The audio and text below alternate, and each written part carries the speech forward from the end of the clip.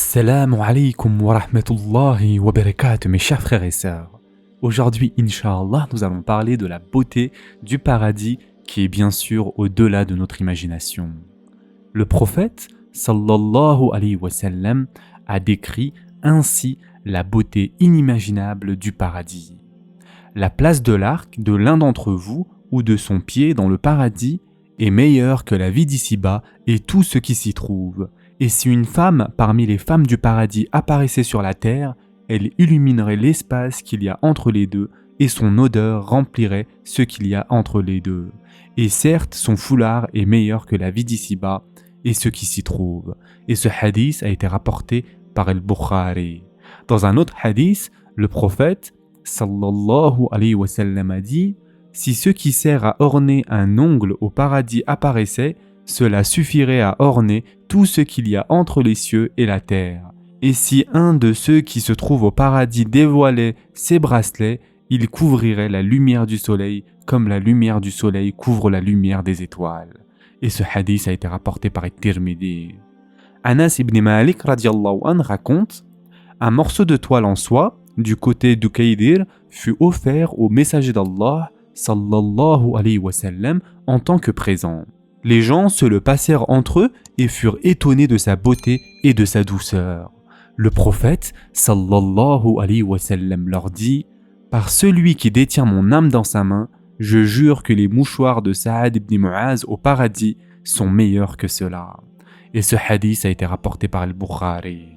De plus, mes chers frères et sœurs, un jour, un homme demanda au prophète, sallallahu alayhi wa sallam, « Les gens du jardin dorment-ils » Le prophète, sallallahu alayhi wa sallam, répondit « Le sommeil est le frère de la mort, et les gens du paradis ne meurent pas. » Et ce hadith a été rapporté par Al-Bayhaqi.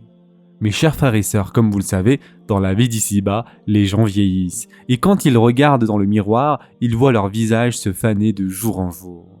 Mais au paradis, l'inverse se produira, à savoir que de jour en jour, leur beauté augmentera.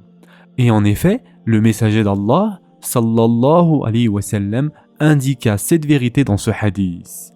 Il y a dans le paradis un marché tenu tous les vendredis, et un vent souffle du nord qui passe sur les visages des gens et sur leurs vêtements. Ce vent augmentera leur beauté, et ils retourneront à leur famille encore plus beaux qu'ils n'étaient à leur départ. Leurs familles diront « Par Allah, vous êtes revenus plus beaux qu'à votre départ. » Ils répondront « Par Allah, vous aussi, vous êtes plus beaux. » Et ce hadith a été rapporté par Muslim. Le messager d'Allah, sallallahu alayhi wa sallam, indiqua les bénédictions octroyées aux derniers résidents du paradis en ces termes. « Je connais le dernier à sortir du Jahannam et le dernier à entrer au paradis. Un homme sortira de l'enfer en rampant. Allah azza wa jal lui dira « Va, entre au paradis. » Il s'arrêtera devant et il lui semblera être plein. Il retournera et dira « Ô mon Seigneur, je l'ai trouvé plein. » Allah azza wa jal lui dira une seconde fois « Va et entre au paradis. » Il arrivera devant, il lui semblera encore être plein. Il retournera et dira « Ô mon Seigneur, je l'ai trouvé plein, il n'y a pas de place pour moi. » Allah azza wa jal lui dira pour la troisième fois « Va, entre au paradis, tu auras le monde entier et 10 fois plus. » Il dira « Ô mon Seigneur, te moques-tu de moi alors que tu es l'unique roi ?» Celui qui rapporte ce hadith dit « J'ai constaté que le prophète sallallahu alayhi wa sallam souriait jusqu'à découvrir ses molaires. » Les compagnons se dirent entre eux « Cet homme est celui qui entre au plus bas échelon du paradis. » Et ce hadith a été rapporté par Al-Bukhari. Les musulmans du paradis seront comme des rois régnant sur leur propre royaume. Allah azza wa jal donnera à chacun un royaume incomparable, plus grand et plus riche que n'importe quel roi dans ce bas monde. Cette bonne nouvelle nous est donnée en effet dans le Coran. Et en effet, Allah azza wa jal dit « Et quand tu regarderas là-bas, tu verras un délice et un vaste royaume. » Surat Al-Insan, verset 20. Si la récompense, mes chers frères et sœurs, de la personne la plus humble du paradis est celle-ci, imaginez ce que Allah azza wa jal accordera à ceux qui ont des hauts degrés dans le paradis. Comme mentionné dans un hadith, les gens du paradis recevront différents degrés de récompense en fonction de leur servitude dans ce bas monde.